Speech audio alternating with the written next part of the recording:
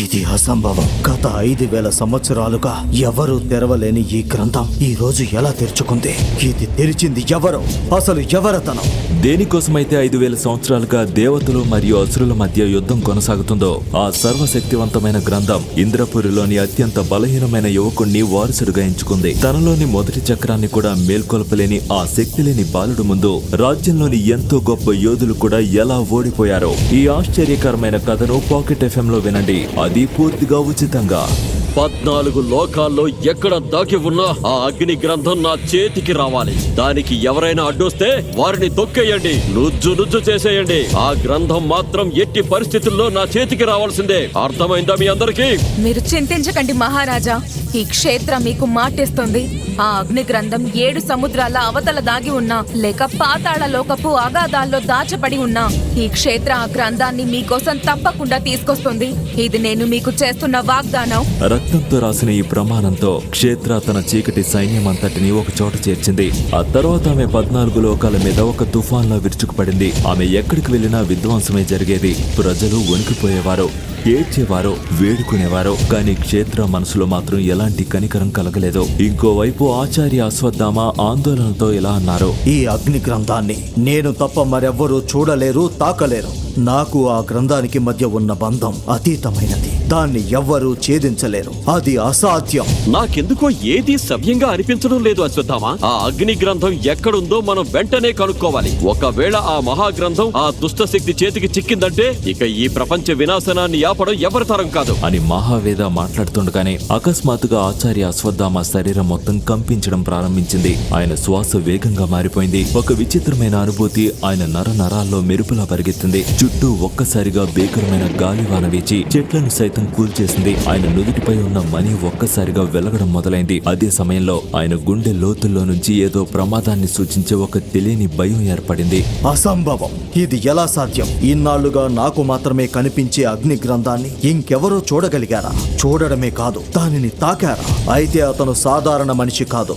ఆ గ్రంథం ఎవరి చేతిలో ఉందో అతన్ని నేను తప్పకుండా వెతికి పట్టుకుంటాను. అతన్ని అంతం చేస్తాను. ఆ గ్రంథాన్ని తిరిగి నేను స్వాధీనం చేసుకుంటాను. దానికోసం ఏం చేయవలసి వచ్చినా సరే, ఎంత దూరం వెళ్లాల్సి వచ్చినా సరే నేను వెనక్కి తగ్గను. అదే సమయంలో దట్టమైన అడవిలో కొండల మధ్య ఉన్న ఒక చీకటి నిర్మానుష్య గుహలో విద్యుత్ రహస్యమైన అగ్ని గ్రంథంపై తను చెయ్యి ఉంచాడు. అప్పుడు అతని మెడలో ఉన్న లాకెట్ మెరుపులా ప్రకాశించడం ప్రారంభించింది. చుట్టూ వెలుగు వ్యాపించింది. నెమ్మదిగా ఆ గ్రంథం తనంతట తానే తెరుచుకోవడం మొదలైంది. దాని కాగితాల నుంచి బంగారు అక్షరాలు ఎగిరి వేలాది బాణాల రూపంలో విద్యుత్ శరీరం అంతటా అత్యంత వేగంగా ప్రవేశించసాగాయి. చనిపోయానేమో అన్నంత భరించలేని నొప్పితో విద్యుత్ గట్టిగా కేకలు వేయగా ఆ అరుపులు అడవి అంతటా మార్మోగాయి. చివరికి అతను స్పృహ కోల్పోయి నేలపై ఒక్కసారిగా కుప్పకూలిపోయాడు. కొంతసేపటి తర్వాత విద్యుత్ కళ్ళను తెరిచినప్పుడు తాను తన ఇంట్లోనే ఉన్నానని గ్రహించాడు. అతని పక్కనే అతని అమ్మమ్మ నిలబడి ఉంది. ఎన్నిసార్లు చెప్పినా వినిపించుకోకుండా మళ్ళీ గొడవలకు వెళ్తావు. ఇప్పుడు చూడు, చిరిగిన చొక్కాతో ఇంటికి తిరిగొచ్చావు. ఇలాగే కొనసాగితే ఒకరోజు శవంగా ఇంటికొస్తావు. నేను చెప్పేది నీకు వినిపిస్తుందా లేదా అంటూ విద్యుత్ మీద కోపంగా అరుస్తూ, ఇంకెప్పుడు పోటీలకి వెళ్ళనని మాటివ్వు. ఈ మాట తప్పావంటే నేను చచ్చినట్టే లెక్క. ఆ మాటతో విద్యుత్ కోపంగా చిన్నప్పటి నుండి తను ఎదుర్కొన్న అవమానాల్ని గుర్తు చేసుకున్నాడు. నువ్వు ఎప్పటికీ యోధుడిగా మారలేవు. నువ్వొక పిరికివాడివి, పనికిరాని వాడివి. నీకు నీ తండ్రి ఎవరో కూడా తెలీదు. నేనేం చేతగానేవాడి కాదు. నన్ను దద్దమ్మ అని పిలవద్దు. నువ్వొక దద్దమ్మవి. నీలాంటి పిరికి వాడిని నేను నా జీవితంలో చూడలేదు. నిజంగా నీకు ధైర్యం ఉంటే బ్రహ్మపురి రాజ్యంలో జరిగే శక్తి మహల్ పోటీలో పాల్గొని గెలిచి చూపించు. అప్పుడు ఒప్పుకుంటాను నువ్వు ధైర్యవంతుడువని. నా పేరు గుర్తు పెట్టుకోండి అందరూ. విద్యుత్. ఏదో ఒక రోజు నేను తప్పకుండా శక్తి పోటీలో పాల్గొంటాను. మహావీరుడు అనే బిరుదును గెలుచుకొని చూపిస్తాను. ఇదే నా శపథం అని సవాలు విసరగా చుట్టూ ఉన్న జనం హేళనగా నవ్వారు. ఏంటది? ఏ శక్తులు లేని నువ్వు పెద్ద పెద్ద వీరులు పాల్గొనే శక్తి మహల్ పోటీలో పాల్గొని గెలుస్తావా? అది నీ వల్ల కాదు. నువ్వు చివరి వరకు దద్దమ్మగానే అవమానాలు పడుతూ చేస్తావు అని అనన్య అనడంతో చుట్టూ ఉన్న జనం అది విని వెటకరంగా నవ్వారు. బ్రహ్మపురి రాజ్యంలో తన బామ్మతో బతికే విద్యుత్ ఎక్కడికి వెళ్లినా అవమానాలు, చీత్కారాలు ఎదుర్కొనేవాడు. దానికి కారణం అతని బామ్మ పెట్టిన షరతో. కానీ ఎలా అయినా ఆ పోటీలో గెలిచి తనని అవమానించిన వాళ్ళ మీద పగ తీర్చుకోవాలనుకున్నాడు. ఆ అవకాశం కోసం విద్యుత్ ఎదురు చూస్తున్నాడు. నువ్వు ఆ పోటీలో పాల్గొనకూడదు. ఇలా చెప్పి నన్ను దద్దమ్మగా మార్చేశావు. ఇక నువ్వు ఏం చెప్పినా వినను. ఈ రోజు బ్రహ్మపురిలో జరిగే శక్తి మహల్ పోటీల్లో పాల్గొంటాను. అని చెప్పి విద్యుత్ కోపంగా అక్కడి నుండి వెళ్ళిపోయాడు. ఆ శక్తి మహల్ పోటీ ఏమంత ఆషామాషి ఆట కాదో. దానికి సరైన శిక్షణ, అద్భుతమైన శక్తులు కావాలి. అన్నిటికీ మించి సమర్థవంతమైన గురువు ఉంటేనే ఆ పోటీలో అడుగు పెట్టే అర్హత దొరుకుతుంది. విద్యుత్ గురువు కోసం చాలా రాజ్యాలు తిరిగాడు. నిన్ను శిష్యుడిగా తీసుకోవాలా? ఎవరు నువ్వు? నీ కులం ఏంటి? నీలాంటి అమ్మా నాన్న లేని అనాథని ఎప్పటికీ శిష్యుడిగా చేర్చుకోలేను. శక్తి మహల్ పోటీలో పాల్గొనే అర్హత నీకుందా? నీలాంటి వాడు ఆ పోటీలో పాల్గొంటే అది పోటీలకే అవమానం. నీచుడా, ఎవరి దగ్గరికి వచ్చి ఏం మాట్లాడుతున్నావు? నాకు కోపం వచ్చి శపించే లోపు ఇక్కడి నుంచి వెళ్ళిపో. అతనికి అన్ని మార్గాలు మూసుకుపోయాయి. ఎక్కడికి వెళ్ళినా అవమానమే ఎదురైంది. చివరికి విద్యుత్ ఒక విషయం అర్థం చేసుకున్నాడు. శక్తి పోటీలో పాల్గొనడం బహుశా తనకు రాసిపెట్టలేదేమో అని మనసు పూర్తిగా విరిగిపోయి నిరాశలో మునిగిపోయిన విద్యుత్ తన జీవితాన్ని ముగించుకోవాలనే ఉద్దేశంతో కొండలోని అత్యంత ఎత్తైన శిఖరానికి ఎక్కడం ప్రారంభించాడు. రాళ్లను సాయంగా పట్టుకుంటూ ఆ భయంకరమైన కొండపై నెమ్మదిగా ఎక్కుతూ ఉన్నాడు. అకస్మాత్తుగా అతని కాలు జారిపోయింది. వెంటనే అతను వేగంగా లోయ వైపు జారి పడిపోవడం ప్రారంభించాడు. అప్పుడే అతనికి మరణ భయం అతని శరీరం అంతా వ్యాపించింది. లేదో, నేను ఇప్పుడే చనిపోవాలనుకోవడం లేదో అని అనుకుంటూ ఒక చెట్టు కొమ్మను గట్టిగా పట్టుకొని అతను పడిపోకుండా ఆపుకోగలిగాడు. అప్పుడే అతనికి ఒక విచిత్రమైన అనుభూతి కలిగింది. అకస్మాత్తుగా అతని లోపల ఒక అపారమైన శక్తి ప్రవహించినట్టు అనిపించింది. అతను ఒక రాయి నుంచి మరో రాయిపై అత్యంత వేగంగా దూకడం ప్రారంభించాడు. అచ్చం ఒక చిరుతపులిలా. ఇది నేనేనా? కళ నిజమా? అని ఆశ్చర్యంగా తన శరీరాన్ని చూసుకుంటూ కొండ అంచుకు చేరుకొని తనను తాను నమ్మలేక సంతోషంగా అరుస్తుండగా ఒక పెద్ద మెరుపు ఢీకొట్టి అతని ఛాతి మీద చక్రం, అగ్ని, త్రిశూలం, శంఖం లాంటి 4 ముద్రలు మెరుస్తూ కనిపించాయి. తన మెడలో ఉన్న లాకెట్ ఒక మెరుపులా ప్రకాశంగా మారింది. ఆ బాధ తట్టుకోలేక విద్యుత్ అక్కడే స్పృహ తప్పి పడిపోయాడు. మైకంలో నుండి లేచేసరికి ఎదురుగా బాముంది. ఇలా చూడు, నువ్వు పోటీలకెళ్ళు. ఎవరి చేతైనా దెబ్బలు తినిరా, నచ్చింది చెయ్యి. కానీ ఏ కారణం వల్ల కూడా నీ ఛాతీ మీద ఉన్న గుర్తులు ఎవ్వరికీ చూపించకూడదు. జాగ్రత్తగా ఉండు. మళ్ళీ మళ్ళీ చెప్పించుకోకు. చిన్నప్పటి నుంచి ఈ సోది చెప్పే నన్ను దద్దమని చేశావు. ఎందుకు అని అడిగితే సమయం వచ్చినప్పుడు నీకే తెలుస్తుంది అంటావు. నాన్నెవరు అంటే చెప్పవు. ఊరిలో అందరూ తండ్రి లేని అనాథ అంటూ అవమానిస్తున్నారు. నేను ఎన్ని కష్టాలు పడుతున్నానో నీకేం తెలుసు? నా జీవితం నాశనం చేసింది నువ్వే అని కోపంగా అరుస్తూ బయటకొచ్చిన విద్యుత్ కి ఎదురుగా తెల్లటి గడ్డంతో ఓ మహాయోధుడు వాడి వైపే చూడడంతో ఆశ్చర్యపోయాడు. అతను మరెవరో కాదు, అశ్వత్థామ. అగ్ని గ్రంథం కోసమే అతను వచ్చాడని విద్యుత్ అర్థం చేసుకున్నాడు. కానీ ఏ అగ్ని గ్రంథం వల్ల అయితే తను ఈ అద్భుత శక్తులను పొందాడో ఆ గ్రంథాన్ని తిరిగిచ్చే ఉద్దేశం విద్యుత్ కు ఏ కోసానా లేదో. మీరిక్కడికి ఎందుకు వచ్చారో నాకు తెలుసు. నాకు ఈ అగ్ని గ్రంథం చాలా అవసరం. వచ్చే శక్తి మహల్ పోటీలో గెలిచి మహావీరుడు అనే పేరు సంపాదించిన తర్వాత నేనే ఆ గ్రంథాన్ని తిరిగిస్తాను. ఏంటి, నువ్వు శక్తి మహల్ పోటీలో పాల్గొంటావా? నీకు పోటీ నియమాలు తెలుసా? నీ గురువు ఎవరు? నేనెప్పుడూ పోటీలో పాల్గొనలేదు. నన్ను శిష్యుడిగా ఎవరూ అంగీకరించలేదు. అయితే నాలాంటి వాళ్ళు పోటీలో గెలవకూడదా? చివరి వరకు ఇలాగే బానిసలా బతుకుతూ చావాలా అని ఆవేశంగా అడిగాడు విద్యుత్. అతని పరిస్థితి అర్థం చేసుకున్న అశ్వత్థామ విద్యుత్తో, కావాలంటే నేను నీకు నేర్పిస్తాను. నువ్వు ఆ సంగ్రామంలో పోటీ పడ్డానికి నేను సాయం చేస్తాను. ఏంటి, మీరు సాయం చేస్తారా? ఊరికే ఆటలాడుతూ మీకు శక్తి మహల్ పోటీ గురించి ఏం తెలుసు అంటూ విద్యుత్ వెటకారంగా నవ్వాడు. దీంతో అశ్వత్థామ కోపంగా విద్యుత్ చేయి పట్టుకుని శక్తి మహల్ పోటీ జరిగే మైదానంలోకి తీసుకెళ్లాడు. అక్కడ 100 మంది వీరులు ఆ సంగ్రామం కోసం శిక్షణ తీసుకుంటున్న వాళ్ళని చూసి భయపడిన విద్యుత్, ఎంతమందిని ఓడించి నేను ఈ పోటీలో ఎలా గెలవాలి? వీళ్లలో ఒకరినైనా ఓడించి నువ్వు వీరుడని నిరూపించుకో అని చెప్పడంతో ఒక ఈట తీసుకుని మైదానంలోకి అడుగు పెట్టాడు. అప్పుడే అటుగా వస్తున్న 15 మంది యోధులు విద్యుత్తును గుద్దుకుంటూ కింద పడేసి వెళ్లిపోయారు. దీంతో విద్యుత్ కోపంగా, ఎవర్రా మీరు? మర్యాద లేకుండా కింద పడేసి వెళ్ళిపోతున్నారు. చూసుకోవాలి కదా అని కోపంగా అడిగాడు. ఆ యోధులు వెంటనే ఆగిపోయారు. ఆ గుంపుని చీల్చుకుంటూ 20 ఏళ్ల యువరాజు తారక్ విద్యుత్ వైపు చూస్తూ, ఎవర్రా నువ్వు? వీరులు ఉండాల్సిన చోట నీకేం పని? నా బట్టలు చూసి తప్పుగా అనుకుంటున్నావు. నేను కూడా పోటీదారునే. నేను శక్తి మహల్ పోటీలో పాల్గొనడానికి వచ్చాను. ఏంటి, నువ్వు వీరుడివా? నిన్నెప్పుడు ఇక్కడ చూడలేదే. మొదటి చక్రం కూడా మేల్కొల్పకుండా ఈ పోటీలో శిక్షణ తీసుకోవడానికి ఏం అర్హత ఉంది? అనవసరంగా ప్రాణాలు పోగొట్టుకోకుండా వెళ్ళెక్కడి నుంచి. పోయినేడాది పోటీలో ఓడిపోయిన నీకు అర్హత ఉన్నప్పుడు నేనెందుకు పాల్గొనకూడదు? అక్కడున్న జనం ఒక్కసారిగా తారక్ ముఖం మీదే గట్టిగా నవ్వేశారు. ఇంద్రపురి మహారాజు నాగార్జున ఏకైక కుమారుడు ఈ యువరాజు తారక్. జనాలతో కిక్కిరిసిన ఆ మైదానంలో జరిగిన అవమానం అతని గుండెల్లో అగ్ని రాజేసింది. కోపంతో రగిలిపోయిన అతను తన సైనికుల వైపు ఘాటుగా చూశాడు. ఏంటి చూస్తున్నారు? వాడి కాళ్ళు చేతులు విరిచి నడవకుండా చేయండి. వీడు ఎలా పోటీలో పాల్గొంటాడో చూస్తాను. అని గంభీరంగా చెప్పడంతో తారక్ అనుచరులోంచి ఒక కండలు తిరిగిన యోధుడు విద్యుత్ పైకి దూసుకొచ్చాడు. జనం ఊపిరి బిగబెట్టి చూస్తుండగానే విద్యుత్ రెప్పపాటులో ఆ దాడి నుంచి తప్పుకొని ఆ భారీ యోధుడిని మట్టి కరిపించాడు. అది చూసి యువరాజు తారక్ తో సహా అక్కడున్న జనమంతా అవాక్కయ్యారు. కింద పడిన ఆ యోధుడు రోషంతో పైకి లేచాడు. తన ఆయుధాన్ని చూసి విద్యుత్ వైపు ఉగ్ర రూపంతో దూసుకొచ్చాడు. ఆ భీకరమైన పోరుకు అక్కడి వాతావరణం అల్లకల్లోలమై వాళ్ళిద్దరి చుట్టూ ఒక భయంకరమైన సుడిగాలి రేగింది. ఆ ప్రళయాన్ని చూసి లోపల ఏం జరుగుతుందోనన్న ఉత్కంఠ జనంలో మరింత పెరిగింది. ఆ సుడిగాలి మధ్యలోంచి ఆయుధాలు ఢీకుంటున్న భయంకరమైన శబ్దాలు వినిపిస్తున్నాయి. కాసేపటికి ఒక భారీ శబ్దంతో మైదానం దద్దరిల్లింది. ఆ యోధుడు ఎగురొచ్చి దూరంగా నేల కొరిగాడు. దుమ్ము నెమ్మదిగా కదులుతుండగా చేతిలో ఈటి పట్టుకుని ఒక మహావీరులా గంభీరంగా బయటకొచ్చాడు విద్యుత్. ఇన్నాళ్ళు దద్దమ్మ అని ఎగతాళి చేయబడినవాడు ఇలాంటి పోరాట పటిమ కనబరచడం చూసి ఎవ్వరికీ నోట మాట రాలేదు. ఆ కోలాహలం విని అసలు అక్కడ ఏం జరిగిందో చూడ్డానికి అశ్వత్థామ కూడా చేరుకున్నాడు. విద్యుత్ తెగింపు చూసి అతను ఆశ్చర్యంలో మునిగిపోయాడు. విద్యుత్తును చూసి అవమానంతో రగిలిపోయిన తారక్ తన వీరులందరినీ ఒకేసారి దాడి చేయమని సైగ చేశాడు. క్షణాల్లో ఆ వీరులంతా విద్యుత్తును చుట్టుముట్టారు. సరిగ్గా అదే సమయానికి మైదానం అంచున ఉన్న రాజ్య రక్షకుడు సేనాధిపతి విజయ్ కోపంగా, చాలు ఆపండి, మీ వీరత్వాన్ని సంగ్రామంలో చూపించండి. అలా కాదని పోటీ పడ్డారంటే మహారాజుకి చెప్పాల్సి ఉంటుంది. ఆ మాట విని వెనక్కి తగ్గాడు తారక్. వెంటనే తన అనుచరుల్ని వెనక్కి రమ్మని సైగ చేశాడు. తారక్ చేతిలో నుండి పోటీ వినతి పత్రాన్ని తీసుకున్న కమాండర్ విజయ్, మహాసంగ్రామ పోటీలో దరఖాస్తు గడువు ముగిసింది.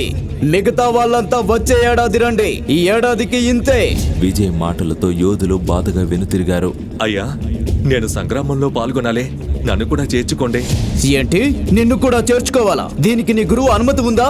అసలు ఎవరు నీ గురువు? నాకు గురువు అంటూ ఎవరూ లేరు, కానీ నేను బాగా పోరాడతాను. కనీసం ఒక గురువు దగ్గర శిక్షణ కూడా లేకుండా ఏ గుండె ధైర్యంతో ఈ మహాసంగ్రామంలోకి అడుగు పెట్టావురా? వెళ్ళి మంచి గురువు దగ్గర శిక్షణ తీసుకుని వచ్చే ఏడాదిరా, అప్పుడు చూద్దాం నీ ప్రతాపం. ఇతనెంత పనికిరాని దద్దమ్మో చూసారా? గురువు లేడు, తండ్రి ఎవరో కూడా తెలీదు, అయినా పోటీలో పాల్గొనడానికి వచ్చేశాడు. అయినా ఇలాంటి బిచ్చగాడిని ఏ గురువు తన శిష్యుడిగా తీసుకుంటాడు?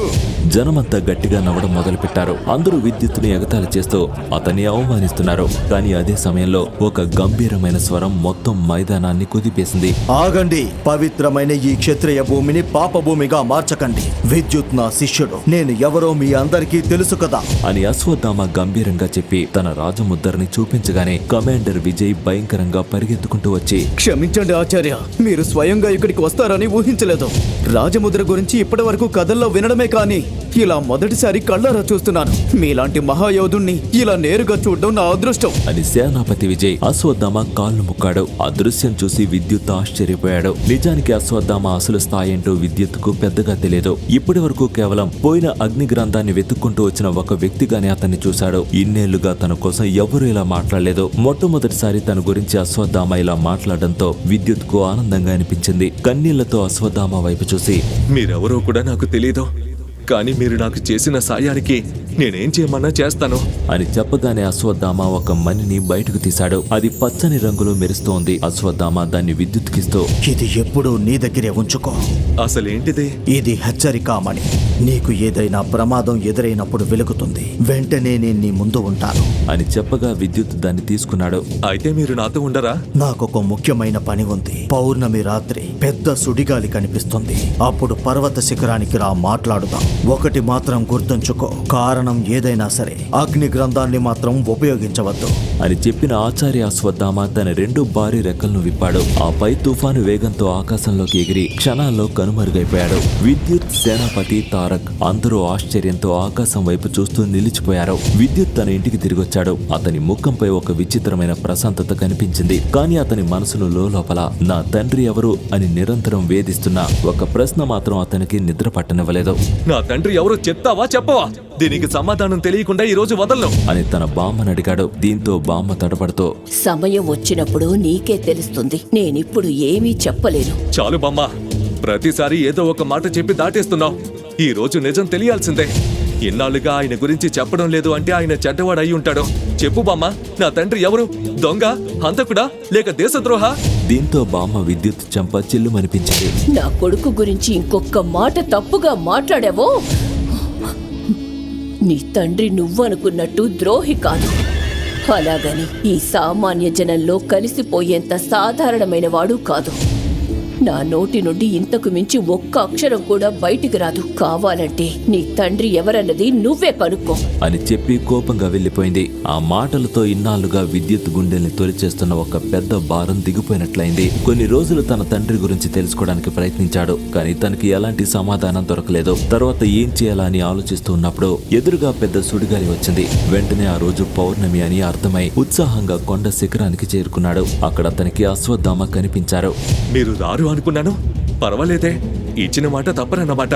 సరే, ఎక్కడికెందుకు రమ్మన్నారు? ప్రతి దానికి ఒక కారణం ఉంటుంది. నీ ఛాతీ మీదున్న ముద్రలు చిన్నప్పటి నుంచి ఉన్నాయా లేదా మధ్యలో వచ్చాయా? అవి చిన్నప్పటి నుంచి ఉన్నాయి. అవి మా అమ్మ ఇచ్చిన గుర్తులు అని బామ్మ చెప్తూ ఉండేదే.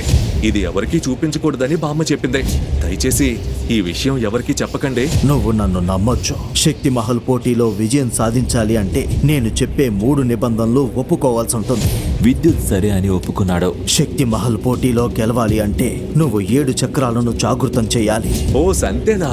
ఖచ్చితంగా చేస్తాను. దాంట్లో అంత కష్టమైందేముందే? అది నువ్వు అనుకున్నంత సులువు కాదు. శరీరాన్ని మనసుని ఉచ్చ స్థితిలో అదుపులోకి తీసుకోవాలి. 7 చక్రాలు పూర్తిగా జాగృతమయ్యే వరకు ఎలాంటి గొడవల్లో పాల్గొనకూడదు. నేను ఎలాంటి గొడవలకి వెళ్ళను. కానీ ఒకటి, మీరు ప్రమాదంలో ఉంటే మాత్రం నేను చూస్తూ ఊరుకోను అని చెప్పగానే విద్యుత్ మాటకి మైమరిచిపోయాడు అశ్వత్థామ. విద్యుత్, నేను చెప్పేది శ్రద్ధగా విను. రేపటి పోరులో నువ్వు ఎదుర్కోబోయేది సామాన్యులను కాదు, నీకంటే ఎన్నో రెట్లు బలమైన మహాయుద్ధులు. వాళ్ళ ముందు నువ్వు నిలబడాలన్నా, వాళ్ళని ఎదిరించాలన్నా నీ శక్తులను పూర్తిగా బయటకు తీయాలి. అందుకే ఒక విషయం గుర్తుపెట్టుకో. రేపు మైదానంలో అడుగు పెట్టే ముందు నీ మెడలో ఉన్న ఆ లాకెట్ ను తీసేయాలి. ఏ కారణం వల్ల కూడా నువ్వు ఆ లాకెట్ ని తీయకూడదు. లేదు, ఇది తీయలేను. ఇదే నన్ను రక్షిస్తోంది అని బామ్మ చెప్పిందే. నా మీద నీకు నమ్మకం లేదా విద్యుత్? నేను కేవలం నీ మంచి కోసం మాత్రమే చెప్పటం లేదు, నీ అసలు స్థాయి ఏంటో నీకు చూపించడానికే చెప్తున్నాను. ఈ ప్రపంచంలో నిన్ను ఎదిరించగల మొనగాడే ఉండడు. నిజంగా అజేయుడైన మహావీరుడుగా చరిత్ర సృష్టించాలన్నది నీ లక్ష్యమైతే నేను చెప్పింది చెయ్యి. సరే, మీరెందుకు నన్ను అగ్ని గ్రంథాన్ని ఉపయోగించొద్దు అన్నారు? ఆ అగ్ని గ్రంథం కాపాడడానికి నీ దగ్గర ఎలాంటి శక్తులు లేవు. ఇది సాధారణమైన వస్తువు కాదు. 14 లోకాల్లో ఉన్న శక్తి నిక్షేపితమైన మహాగ్రంథం. ఇది దక్కించుకోవడానికి దుష్ట శక్తులు పోటీ పడుతున్నాయి. ఈ గ్రంథాన్ని ఎప్పుడు తెరిచినా సరే దుష్ట శక్తులకి తెలుస్తుంది. అందుకే కొద్ది రోజుల వరకు నిన్ను ఈ గ్రంథాన్ని తెరవద్దని చెప్పాను. ఆ మాటతో విద్యుత్ తన చెయ్యిపై ఈటితో చిన్న ఘాటు పెట్టి, గాలి, భూమి, నింగి, నీరు, నిప్పు, ఈ పంచభూతాల సాక్షిగా చెబుతున్నాను, నా గొంతులో చివరి శ్వాస ఆగేంత వరకు నా గురువు ఆజ్ఞను పాటిస్తాను అని మీకు మాటిస్తున్నాను. నా గొంతులో చివరి శ్వాస ఆగేంత వరకు నా గురువు ఆజ్ఞను ఏ పరిస్థితుల్లోనూ జవదాటను అని ప్రమాణం చేస్తున్నాను అని వాగ్దానం చేయగా ఉన్నట్టుండి ఆకాశంలో ఉలిక్కి పడినట్లు వర్షం మొదలైంది. అశ్వత్థామ ముఖంలో అంతులేని సంతోషం. విద్యుత్ని లాకెట్ ఇంకా ఒంటి మీద గుర్తులు చూపించమన్నాడు. ఒక్క క్షణం ఆలోచించిన విద్యుత్ తన లాకెట్ తీసి అశ్వత్థామ చేతికిచ్చాడు. మొదటి చక్రాన్ని జాగృతం చేయడానికి ధ్యాన ముద్రలో కూర్చోమని చెప్పాడు. అప్పుడే అతని ఛాతి మీదున్న ముద్రలను గమనించిన అశ్వత్థామ యుగ యుగాలుగా నిక్షిప్తమై ఉన్న పురాతనమైన శక్తులవని గ్రహించిన అశ్వత్థామ, పంచభూతాలను నియంత్రించే శక్తి ఇతనిలో ఉందా? అసలు ఇతను ఎవరు? ఇవి చాలా శక్తివంతమైన ముద్రలు. విద్యుత్, ఏదో ఒకరోజు ఈ బ్రహ్మాండమైన శక్తులను సాధించి అతిపెద్ద వీరుడుగా తప్పకుండా మారతావు అని చెప్పగానే చెవులు పగిలేంత భయంకరమైన ఉరుముతో ఒక మహాశక్తివంతమైన పిడుగు సరిగ్గా వాళ్ళున్న ప్రదేశంలోనే నేలను బలంగా తాకింది. నువ్వు సాధించాల్సింది చాలా ఉంది విద్యుత్. ఈ ప్రపంచంలో ప్రతి దానికి ఒక సమయం ఉంటుంది. ఎవ్వరూ సాధించలేని శక్తులు నువ్వు పొందాలి అంటే నువ్వు ఎన్నో త్యాగాలు చేయవలసి ఉంటుంది అని ఉద్వేగంగా చెప్పగానే అదే సమయంలో ఇంద్రపురి రాజ్య మహారాజు నాగార్జున తన కిటికీ నుండి ఆ పర్వతం వైపు ఆశ్చర్యంగా చూస్తూ ఉంటాడు. తన రక్షకుడు మహావేదని పిలిచి, ఇప్పటి వరకు ఇలాంటి పిడుగుని నేను చూడలేదు. ఆ శక్తి ఎవరిది? నా రాజ్యానికి ఎలాంటి ప్రమాదం జరగకూడదు అని భయపడ్డాడు. అశ్వత్థామ చేతి నుండి ప్రచండమైన సూర్యశక్తి నేరుగా విద్యుత్ శరీరంలోకి ప్రవహించడం మొదలైంది. ఆ అనంతమైన శక్తి తన నరాల్లో ప్రవహిస్తుంటే విద్యుత్ శరీరం ఒక అగ్ని పర్వతంలా రగిలిపోతుంది. అతడిలోని శక్తి క్షణక్షణానికి రెట్టింపు అవుతుండగా విద్యుత్ ఛాతిపై ఉన్న ముద్రలను తాకగానే వాటిలో కొత్తగా మరో శక్తివంతమైన ముద్ర ప్రత్యక్షమైంది. ఆ మరుక్షణమే మేఘాలను చీల్చుకుంటూ వచ్చిన ఒక మహా మెరుపు నేరుగా విద్యుత్తును ఢీ కొట్టింది. ఆ దెబ్బకు అతడి శరీరం మిరుమిట్లు గొలిపే కాంతితో మెరిసిపోయింది. కొద్దిసేపటికే విద్యుత్ శరీరం మొత్తం అగ్నిలా ఎర్రగా మారిపోయింది. ఒక ప్రళయంలా మారి అతడి నియంత్రణ తప్పుతోంది. అది గమనించిన అశ్వత్థామ కంగారుగా విద్యుత్ ఏమైంది? విద్యుత్ నేను చెప్పేది వినిపిస్తుందా? విద్యుత్ అని కంగారుగా అరిచాడు. కానీ విద్యుత్కి ఏమీ వినిపించడం లేదు. విద్యుత్ బాధగా అరిచాడు. తనలా అరుస్తున్నప్పుడు తనలోని శక్తి చుట్టూ ప్రవహిస్తుంది. కొద్దిసేపు ఇలానే జరిగిందంటే ఖచ్చితంగా తను చనిపోతాడని అశ్వత్థామ కనిపించింది. అయ్యో దేవుడా, ఏంటి ఈ పరీక్ష? ఈ అమాయకుడు ఏం పాపం చేశాడు? ఎందుకు అతన్ని చిత్రవద చేస్తున్నావు అని బాధపడుతున్నప్పుడు విద్యుత్ శరీరం శక్తితో ప్రవహించింది. ఇంకో పక్క కోట నుండి ఇదంతా చూస్తున్న నాగార్జున, మహావేద ఆశ్చర్యంగా నిలబడ్డారు. మహావేద, అక్కడ ఏం జరుగుతుంది? ఆ మెరుపులు సృష్టించింది ఎవరు? ఏదో కీడు శంకిస్తోంది. వెంటనే అది ఎవరో చూసిరా అని చెప్పగానే వెంటనే కొండవైపు బయలుదేరాడు మహావేద. విద్యుత్, నీ శక్తిని నియంత్రించుకోవటానికి మొదటి చక్రాన్ని జాగృతం చేయి, లేకపోతే నీ ప్రాణానికే ప్రమాదం. నొప్పికి తలవంచకు. మరణానికి అనంతమైన శక్తికి మధ్య ఉన్న వ్యత్యాసం కేవలం 2 అడుగులు. దాన్ని సాధించిన వాడే మహావీరుడు. అశ్వత్థామ చెప్పేది విద్యుత్కి వినిపించలేదు. బాధగా అరిచాడు. ఇంత శక్తిని ఎలా తట్టుకోగలిగాడు? ఇతనికి ఇంత నిగ్రహం ఉందా అని ఆశ్చర్యంగా చూశాడు అశ్వత్థామ. అప్పుడే గాల్లో నుండి ఒక మెరుపు వాళ్ళ వైపు రావడం చూశాడు. విద్యుత్ తన శక్తిని నియంత్రించుకున్నాడు. మహావేద అశ్వత్థామని చూసి ఆశ్చర్యంగా, అశ్వత్థామ, మీరు ఇక్కడేం చేస్తున్నారు? ఆ శక్తి ప్రవాహానికి కారణం మీరా అని అడిగినప్పుడు అకస్మాత్తుగా అక్కడికి ఒక నల్లని గబ్బిలం మీద ఒక అమ్మాయి వచ్చింది. తనని చూసి అశ్వత్థామ, మహావేద కోపగించుకున్నారు. తనే దుష్ట శక్తుల నాయకురాలు కాళేశ్వరుడి చెల్లి క్షేత్ర. ఎంత ధైర్యం ఉంటే నువ్వు నా రాజ్యంలోకి అడుగు పెడతావు? ఆ రోజు నిన్ను ప్రాణాలతో వదలడం నాదే తప్పు. అగ్ని గ్రంథం ఉందనే అహంకారమా? ఆ అగ్ని గ్రంథం నేను సొంతం చేసుకున్నాక మీకు మరణ భయం చూపిస్తాను. అప్పుడు మీ ఇందుపురి రాజ్యం మొత్తం నా కాళ్ల మీద పడి క్షమించమని అడుగుతారు అని గంభీరంగా చెప్పి క్షేత్ర అక్కడి నుండి వెళ్ళిపోయింది. నా నొసటి మీదున్న రత్నం పోకుండా ఉంటే ఆ రోజు ఈ క్షేత్రాన్ని చంపేవాణ్ణి. అది ఎంత దూరం వచ్చేది కాదు. జరిగిన దాని గురించి బాధపడకండి. ఏది మన చేతుల్లో లేదు. అలా జరుగుతుందని ఎవరు ఊహించలేదు. లేదు, అంతా నా చేతిలోనే ఉంది. నేను ఆ పాపం చేసి ఉండకూడదు. నేను చేసిన పనికి క్షమాపణే లేదు. నమ్మకం వదులుకోక మిత్రమా. ప్రతిదానికి ప్రాయశ్చిత్తం ఉంటుంది. అది నీకు కూడా బాగా తెలుసు. కలియుగం వస్తుంది. బ్రహ్మయోధుడు వస్తాడు. శాప విమోచనం జరుగుతుంది. దానికోసమే ఇన్నేళ్లుగా ఎదురు చూస్తున్నాను అని అశ్వత్థామ గంభీరంగా చెప్పినప్పుడు అతని భుజం మీద చేయి పెట్టి ఓదార్చాడు మహావేద. తెల్లవారింది. సూర్యుడు ఉదయిస్తుండగా విద్యుత్ కళ్ళు తెరిచాడు. ఎదురుగా అశ్వత్థామ గంభీరంగా నిలబడి, విద్యుత్, ఇప్పుడు నీ శరీరంలో అద్భుతమైన శక్తి ప్రవహిస్తుంది. కానీ ఈ శక్తి నిన్ను 20వ దశ వరకు మాత్రమే తీసుకెళ్తుంది. నువ్వు నీ 2వ చక్రాన్ని జాగృతం చేసుకుంటేనే శక్తివంతంగా మారతావు. పోటీలకు వెళ్లే సమయం దగ్గర పడింది. సిద్ధంగా ఉండు. హడావిడిగా ఇంటికొచ్చిన విద్యుత్తును చూసిన బామ్మ, రాను రాను మరీ బరి తెగించేస్తున్నావురా. నేను ఎన్నిసార్లు హెచ్చరించినా ఆ లాకెట్ తీసేశాం. శక్తి మహల్ పోటీలో పాల్గొనటానికి పేరిచ్చాం. ఏం ఆలోచిస్తున్నావురా నువ్వు అని కోపంగా అడగడంతో ఆశ్చర్యపోయాడు విద్యుత్. నువ్వు ఆ పోటీలకి వెళ్ళనని మాటివ్వు. మీ అమ్మా నాన్న నిన్ను కాపాడటానికి ఎంత కష్టపడ్డారో నీకు తెలీదు. ఎప్పుడు చూడు ఇదే గొడవ. ముందు నాన్న ఎవరో చెప్పు. ఎవరిని అడిగినా తెలియదు అంటున్నారు. నా తండ్రి ఎవరో తెలుసుకోవాలంటే ఉన్న ఒకే ఒక్క దారి ఈ మహా సంగ్రామమే. నన్ను అడ్డుకోవద్దు బామ్మ. నేను ఆ పోటీలో ఖచ్చితంగా పాల్గొనాలి అని కోపంగా చెప్పడంతో అతని కళ్ళల్లో ఒక మెరుపు కనిపించింది. అతని చేతిలో ఉన్న లాకెట్ ప్రకాశవంతంగా మెరుస్తుంది. ఆ మార్పులు విద్యుత్ గమనించలేదు. విద్యుత్ని ఆశ్చర్యంగా చూసిన బామ్మ, నువ్వు మొదటి చక్రాన్ని జాగృతం చేశావా అని అడిగింది. అసలు బామ్మకి ఈ విషయం ఎలా తెలుసని విద్యుత్ ఆశ్చర్యపోయాడు. వెంటనే బామ్మ ఇంట్లోకి వెళ్లి ఏదో వెతుకుతూ ఒక పాత పెట్టి తీసుకొచ్చి విద్యుత్ చేతికిచ్చింది. ఇది మీ నాన్నది. ఏ పోరాటానికి వెళ్ళినా ఇది వేసుకుని వెళ్లేవారు అని చెప్పింది. అందులో అతనికి ఒక విచిత్రమైన ఆకారం ఉన్న వస్తువు, దాని కింద అత్యంత భద్రంగా దాచిన ఒక పాత డైరీ కనిపించాయి. విద్యుత్ ఆతురతగా దాన్ని తెరవబోతుండగా బామ్మ అతన్ని ఆపి, ప్రస్తుతం ఈ బట్టలు మాత్రమే తీసుకో. సరైన సమయం వచ్చినప్పుడు ఆ డైరీని నేనే నీకిస్తాను. ఎలాంటి వాదన చేయకుండా విద్యుత్ ఆ బట్టలు వేసుకుని బయటకొచ్చాడు. ఆ క్షణం నుంచి అతని శరీరంలో వర్ణించలేని విచిత్రమైన మార్పులు చోటు చేసుకున్నాయి. అతని దేహంపై పంచభూతాల గుర్తులు ప్రత్యక్షమయ్యాయి. వాటిని చూసి అతను ఆశ్చర్యపోయాడు. అప్పుడు అతని బామ్మ తనతో, మీ నాన్న ఒక మహావీరుడు. పంచభూతాలను అదుపు చెయ్యగల శక్తి అతని సొంతం. అతన్ని చూస్తే ఎవ్వరైనా భయపడాల్సిందే అంటూ విద్యుత్ని ఆశీర్వదించి పోటీలకు పంపించింది. బయట ఉన్న రక్షకులు, ఒరే బక్కోడా, నువ్వు ఇక్కడికి రాకూడదు. ఈ పోటీ పోటీ కేవలం వీరులకు మాత్రమే, నీకు అనుమతి లేదు. అంటూ విద్యుత్ ఆపారు. వాణ్ణి కోపంగా చూసిన విద్యుత్ తన గురువు ముద్ర తీసి చూపించాడు. అది చూసి ఒక్కసారిగా ఆశ్చర్యపోయిన సైనికుడు వెంటనే తలుపు తెరిచాడు. మైదానంలో వందల మంది యోధులు సిద్ధంగా ఉన్నారు. మొదటి చక్రాన్ని జాగృతం చేసుకుని వాళ్ళు ఈ పోటీల నుండి వెళ్ళిపోవాలి. ఈ నియమాన్ని ఎవరు అతిక్రమించినా వాళ్ళకి ఘోరమైన దండన విధించబడుతుంది. మైదానం మధ్యలో ఉన్న శక్తి స్తంభాన్ని చూపించి, ఇదే శక్తి స్తంభం. పోటీలో పాల్గొనాలనుకున్న వాళ్ళందరూ ఒక్కొక్కరుగా వచ్చి దాని మీద చెయ్యి పెట్టాలి. దాని మూలంగా మీ శక్తి స్థాయి ఏంటో తెలుస్తుంది. పోటీలు మొదలు పెట్టండి.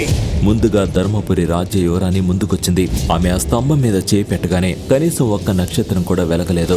జనమంతా ఆమెను చూసి గొల్లున నవ్వారు. ఆ తర్వాత ఒక్కొక్క యోధుడు వచ్చి ఆ స్తంభం ద్వారా తమ శక్తి స్థాయిలను పరీక్షించుకుంటున్నారు. అప్పుడే వాళ్ళకి పట్టీల శబ్దం వినిపించింది. అందరి చూపు ఆమె మీదే పడింది. తనే ఐశ్వర్య. ఆకట్టుకునే అందం, మైమరిపించే వేగం అందరినీ కట్టిపడేసింది. ఐశ్వర్య తన చెయ్యి ఆ స్తంభం మీద పెట్టగానే 7 శక్తి నక్షత్రాలు ప్రత్యక్షమయ్యాయి. దీంతో వీరులంతా ఒక్కసారిగా ఆశ్చర్యపోయారు. అప్పుడే అక్కడికొచ్చాడు యువరాజు తారక్. తను ఆ స్తంభం మీద చేయి పెట్టగానే 5 నక్షత్రాలు కనిపించాయి. దీంతో అందరూ ఆశ్చర్యపోయారు. పోటీలు ప్రారంభం, సిద్ధంగా ఉండండి. ఆ మాటతో విద్యుత్ ఆశ్చర్యపోయాడు. నా పేరు ఎంతవరకు రాలేదు. నేను కూడా ఈ పోటీలో పాల్గొనడానికే పేరిచ్చాను. నీ పేరు పిలవలేదంటే ఇక్కడ ఆ పేరు లేదని అర్థం. గొడవ చేయకుండా పో. నేను ఒప్పుకోను. ఈ పోటీలో పాల్గొని ఖచ్చితంగా గెలవాలి. మొదటి చక్రం జాగృతం చేయకుండా పోటీలోకి ఎలా వచ్చావు? క్షత్రియులు మాత్రమే పాల్గొనే ఈ పోటీలోకి నీలాంటి వాణ్ణి ఎవరు అనుమతించారు? అని ధర్మపురి యువరాణి కోపంగా అడగ్గా చుట్టూ ఉన్న జనం విద్యుత్తుని చూసి గొల్లున నవ్వారు. దీంతో విద్యుత్ కోపంగా, బాగా నవ్వండి. మీ నవ్వులకు నేను కురింగిపోను. మీకు ధైర్యం ఉంటే నాకు ఈ పోటీల్లో పాల్గొనే అవకాశం ఇవ్వండి. అప్పుడు తెలుస్తోంది నా శక్తి ఏంటో. చాలు, నాకే నీతులు చెబుతున్నావా? సైనికులారా, ఇతన్ని వెంటనే సంకెళ్లు వేసి బంధించండి. మొదటి నేరం అనుమతి లేకుండా క్షత్రియ సభలోకి ప్రవేశించడం. రెండో నేరం పోటీలో అల్లర్లు సృష్టించడం. మూడో నేరం పెద్దలను అవమానించడం. ఆజ్ఞ వెలువడగానే 10 మంది బలమైన సైనికులు తమ కత్తులను బయటకు తీశారు. ఆచార్య దామా కూడా ఏం జరుగుతుందో అర్థం కాక ఆలోచనలో పడ్డాడు. జన సమూహానికి మాత్రం ఈ అబ్బాయి ఆట ఇక ముగిసిపోయిందనుకున్నారు. కానీ అప్పుడే విద్యుత్ ఒక వేటగాళ్ల చుట్టూ పరిశీలించాడు. తన చేతిలోని ఈటెను పైకెత్తి ఆకాశం వైపు చూపించాడు. ఆ తర్వాత తన శక్తినంతా కూడగట్టి దాని నేలలో బలంగా గుచ్చాడు. ఈటె పూర్తిగా భూమిలోకి దిగిపోయింది. అప్పుడే నేలంతటా భారీ పగుళ్లు ఏర్పడడం ప్రారంభమైంది. మెరుపులు ఆకాశాన్ని చీల్చుకుంటూ దూసుకొచ్చాయి. క్షణాల్లోనే మొత్తం మైదానంపై భయంకరమైన పిడుగుల వర్షం కురవసాగింది. జనం భయంతో వణికిపోయారు. విద్యుత్తును పట్టుకోవడానికి వచ్చిన సైనికులందరూ ఒక్కసారిగా గాల్లోకి ఎగిరి దూరంగా పడిపోయారు. అంతలో ఒక పిడుగు ఆకాశం నుంచి దూసుకొచ్చి నేరుగా పూర్వజుల శిలపై పడింది. వెంటనే ఇప్పటి వరకు ఎప్పుడూ చిన్న గీత కూడా పడని ఆ శిల ఘోర శబ్దంతో చీలిపోయింది. అది చిన్న చిన్న ముక్కలుగా విరిగి 4 దిక్కులా ఎగిరిపోయింది. మహావేద, ఆచార్య దామ, బ్రహ్మపురిలోని ప్రతి ఒక్కరూ రాతి విగ్రహాల్లా నిలిచిపోయారు. ఇది ఎలా సాధ్యమైంది? ఇన్ని సంవత్సరాల్లో ఇలాంటిది ఎప్పుడూ జరగలేదు. అసలు ఎవరితను? పూర్వజుల శిలను ముక్కలుగా మార్చేంత శక్తి ఇతనికి ఎక్కడి నుంచి వచ్చింది? వారి చూపు విద్యుత్ వీపు పైన పడింది. అక్కడ కనిపిస్తున్న పంచభూతాల ముద్రను చూసిన క్షణం అక్కడున్న వారందరి ముఖాల్లో ఆశ్చర్యం, భయం స్పష్టంగా కనిపించాయి. అసలు ఎవరు ఈ విద్యుత్? అతని జన్మ రహస్యమేమిటి? విద్యుత్ ఛాతి మీదున్న ముద్రలు చూసి మహావేద, అశ్వత్థామ ఎందుకు ఆశ్చర్యపోయారో? ఎవరూ కదపలేని శక్తి స్తంభాన్ని ఒక్క వేటితో ఎలా నాశనం చేశాడు? విద్యుత్ తండ్రి ఎవరో? అశ్వత్థామ శాపమేమిటి? దద్దమ్మ అంటూ అందరి చేత అవమానాలు ఎదుర్కొన్నవాడు మహావీరుడుగా మారతాడా?